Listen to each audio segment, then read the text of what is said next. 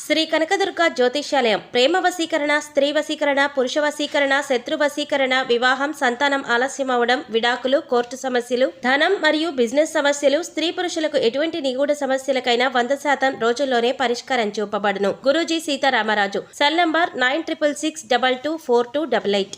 ఓం శ్రీమాత్రే నమః. ఛానల్లోకి స్వాగతం అండి. నక్కతోక తొక్కినట్లే మేషరాశి వారి జీవితంలో గొప్ప భాగ్యాన్ని పొందబోతున్నారు. ఫిబ్రవరి 24వ తారీఖున వచ్చే మాఘ పౌర్ణమి రోజున ఈ రాశివారు ఆవు కనిపిస్తే ఇదొక్కటి తినిపించండి చాలు. అదృష్టలక్ష్మి మీ ఇంట తిష్ట వేస్తుంది. మీకున్న ఆర్థిక సమస్యలన్నీ తొలగిపోతాయి. మీ ఇంట ధన ధాన్యాలు అభివృద్ధి చెందుతాయి. సిరి సంపదలకు జీవితంలో లోటు ఉండదు. అయితే ఈ రాశివారు పౌర్ణమి రోజున ఆవు కనిపిస్తే ఏం తినిపించాలి, అలాగే ఈ పౌర్ణమి యొక్క ప్రత్యేకత ఏంటి, ముఖ్యంగా ఈ రోజున గోపూజ చేయటం ద్వారా వీరికి జీవితంలో ఎటువంటి ఫలితాలను పొందబోతున్నారు అనే విషయాల గురించి ఈ వీడియోలో మనం వివరంగా తెలుసుకుందాం. కానీ అంతకంటే ముందుగా మీరు కనుక మన ఛానల్ ఇప్పటి వరకు సబ్స్క్రైబ్ చేసుకోకపోతే సబ్స్క్రైబ్ చేసుకుని పక్కనే వచ్చిన బెల్ ఐకాన్ నొక్కి ఆల్ సెలెక్ట్ చేసుకుంటే మేము ఇలాంటి వీడియోస్ అప్లోడ్ చేయగానే ముందుగా మీకు నోటిఫికేషన్ వస్తుంది. ఇక వివరాలకు వెళ్ళిపోతే, హిందూ సాంప్రదాయంలో పౌర్ణమికి చాలా విశిష్టత ఉంది. అయితే ఫిబ్రవరి 24వ తారీఖున మాఘమాసంలో వచ్చే పౌర్ణమి చాలా విశేషమైనదని పండితులు చెబుతున్నారు. ఈ పౌర్ణమి శనివారం రోజున రావడం వల్ల మరింత విశిష్టతను సంతరించుకుంది. పౌర్ణమి రోజున ఈ విధంగా చేయటం వల్ల మేషరాశి వారికి ఉన్న కష్టాలన్నీ తొలగిపోయి ఇల్లు సంపదతో నిండిపోతుందని విశ్వసిస్తారు. పురాణాల ప్రకారం ఈరోజు సూర్యభగవానుణ్ణి పూజిస్తారు. అంతేకాకుండా విష్ణుమూర్తిని, లక్ష్మీదేవిని కూడా విశేషంగా ఆరాధిస్తారు.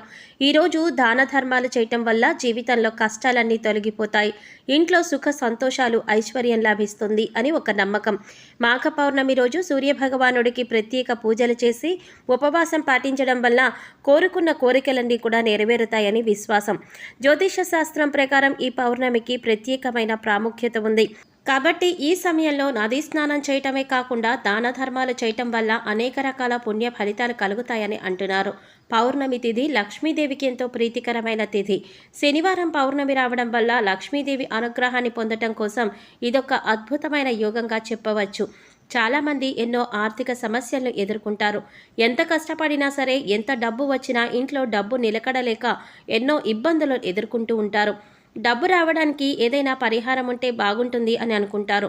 ఎన్నో పరిహారాలు చేసి సిద్ధించక ఇబ్బందులు పడేవారు ఇప్పుడు శనివారం రోజు వచ్చే పౌర్ణమి రోజు ఈ పరిహారాన్ని చేసినట్లయితే ఖచ్చితంగా ఈ రాశివారి జీవితంలో మార్పు జరుగుతుందని చెప్పవచ్చు. శాస్త్రంలో చెప్పిన విధంగా మేషరాశివారు శనివారం వచ్చిన పౌర్ణమి రోజున ఈ పరిహారం చేయటం వల్ల విశేషమైన అద్భుతాన్ని చూస్తారని చెప్పవచ్చు. ఎంతో శక్తివంతమైన అలాగే మహిమాన్వితమైన ఈ పౌర్ణమి రోజున ఆవు కనిపిస్తే ఈ రాశివారు ఏం తినిపించాలి అనే విషయం గురించి చూసినట్లయితే, మన హిందూ సాంప్రదాయంలో ఆవులకు ఎంతో విశిష్టత ఉంది. ఆవులో సకల దేవతలు ఉంటారని పురాణాలు చెప్తున్నాయి. అలాగే పురాణ కాలం నుంచి ఆవులను పూజిస్తూనే ఉన్నారు. ముఖ్యంగా హిందువులు ఆవును ఎంతో పవిత్రంగా భావిస్తారు, అలాగే ఆరాధిస్తారు కూడా. ఆవు పాదాలలో పితృదేవతలు, అడుగుల్లో ఆకాశగంగా, స్తనాలలో చతుర్వేదాలు, పాలు, పంచామృతాలు, కడుపున కైలాసం, ఇలా ఆవు ఒక్కొక్క భాగంలో ఒక్కొక్క దేవత నివాసం ఉంటుందని చెప్తారు. అందుకే గోమాతకు ప్రదక్షిణం చేస్తే సకల దేవతలకు ప్రదక్షిణ చేసినంత ఫలితం లభిస్తుంది.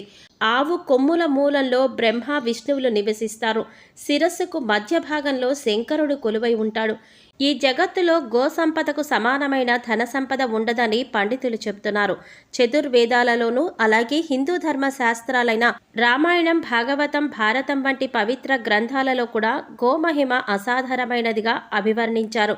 వాల్మీకి, వ్యాసుడు, ఆదిశంకరాచార్యుల వారు, గౌతమ బుద్ధుడు, స్వామి వివేకానంద సరస్వతి, తులసీదాసు, కబీర్, చైతన్య మహాప్రభు మొదలగు ఎందరో మహానుభావులు గో సంరక్షణ యొక్క ఆవశ్యకతను ఎంతగానో వివరించారు. శ్రీకృష్ణ భగవానుడు స్వయంగా గోమాతను పూజించి గోపాలుడయ్యాడు. అలాగే గోమాత విశిష్టతను తెలిపే ఒక చిన్న కథను కూడా మనం ఇప్పుడు తెలుసుకుందాం. ఒకానొకప్పుడు పార్వతీదేవి తన పతి అయిన పరమేశ్వరుడికి భక్తితో నమస్కరించి సేవలు చేస్తూ, నాథ, స్త్రీలు తెలిసి తెలియక ముట్టు అంటూ కలిపిన దోషం, అలాగే బ్రాహ్మణులను, భక్తులను దూషించిన దోషం, పరులను హింసించిన దోషం మొదలగు దోషాలు ఏ విధంగా పరిహారాలు అవుతాయో చెప్పవలసిందిగా కోరుకుంటుంది. అప్పుడు శివుడు పార్వతీదేవికి ఇలా చెప్తాడు: గోవునందు సకల దేవతలు కలరు. అట్టి గోవును పూజించిన సకల పాపాలు తొలగిపోతాయి. అయితే ఎంతో ప్రత్యేకమైన ఈ రోజున ఈ రాశివారు ఆవుకి ఇది తినిపించడం ద్వారా సంతానం అనుకున్న రంగాలలో విశేషమైన విజయాన్ని సాధిస్తారు.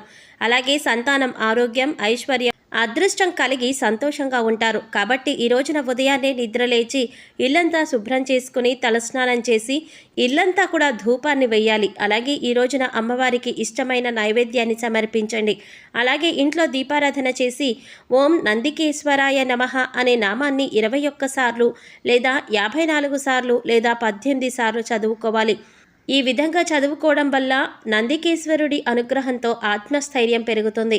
గోవు నుంచి లభించే పాలు, పెరుగు, నెయ్యి, పేడ, మూత్రాలలో ఎన్నో ఔషధ గుణాలు ఉన్నాయని ప్రతీతి. వీటి యొక్క పోషక విలువలు, ఆరోగ్య గుణాలు అందరికీ తెలిసిందే. తల్లుల వద్ద పాలు లేని చిన్న పిల్లలకు ఆవు పాలు ఆరోగ్యాన్ని ఇస్తాయి. పూజా పునస్కారాలలో ఆవు ప్రాశస్త్యం తెలియని వారు ఉండరు.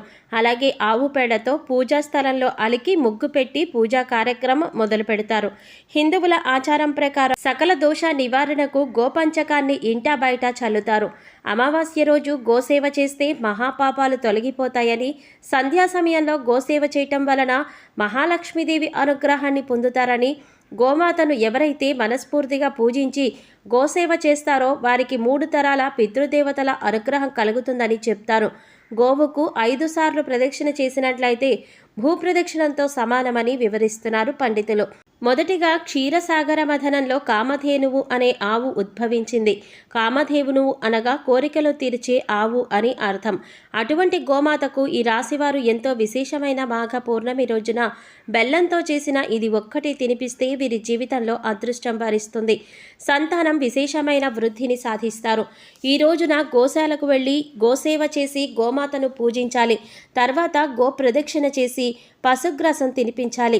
సంతానం లేనివారు సంతానం అభివృద్ధిలో ఉండాలి అనుకునేవారు, సంతానం విద్యారంగంలో అనుకున్న ఫలితాలను సాధించాలి, మంచి స్థాయిలో ఉండాలి అని కోరుకునేవారు ఈ రోజున ఇంటి దగ్గర దీపారాధన చేసి మినపపిండి, ఆవు నెయ్యి, బెల్లము కలిపి ఉండలుగా తయారు చేయాలి. తర్వాత గోశాలకు వెళ్ళి గోవులకు బెల్లంతో చేసిన మినప ఉండలను తినిపించాలి. ఈ విధంగా చేయటం వల్ల విశేషమైన ఫలితం దక్కుతుంది. మీ ఇంట సిరి సంపదలకు ఎటువంటి లోటు ఉండదు. జీవితంలో అష్టైశ్వర్యాలు ప్రాప్తిస్తాయి. ఇంకా మీకు జీవితంలో తిరగనేదే ఉండదు. సంతానపరంగా విశేషమైన అదృష్టాన్ని కూడా పొందుతారు. సాక్షాత్తు ఆ లక్ష్మీదేవి మీ ఇంట తిష్ట వేసుకుని కూర్చుంటుంది. సో చూశారు కదండి, జనవరి 25వ తారీఖున ఈ రాశివారు ఆవు కనిపిస్తే ఏం తినిపించాలి, అలాగే ఈ రోజున గోపూజ చేయటం ద్వారా ఈ రాశివారి జీవితంలో ఎటువంటి ఫలితాలు పొందుతారు అనే విషయాల గురించి ఈ వీడియోలో మనం వివరంగా తెలుసుకున్నాం కదా. ఈ వీడియో మీకు నచ్చినట్లయితే లైక్ చేసి మీ ఫ్రెండ్స్ అండ్ ఫ్యామిలీ మెంబర్స్లో మేషరాశి వారు ఎవరైనా ఉంటే వారితో మర్చిపోకుండా ఈ వీడియోని షేర్ చేసుకోండి. అలాగే ఇప్పటి వరకు మన ఛానల్ కనుక సబ్స్క్రైబ్ చేసుకోకపోతే సబ్స్క్రైబ్ చేసుకుని పక్కనే వచ్చిన బెల్ ఐకాన్ నొక్కి ఆల్ సెలెక్ట్ చేసుకుంటే మేము ఇలాంటి వీడియోస్ అప్లోడ్ చేయగానే ముందుగా మీకు నోటిఫికేషన్ వస్తుంది. మరో చక్కటి వీడియోతో మళ్ళీ కలుసుకుందామండి. ఓం శ్రీమాత్రే నమః.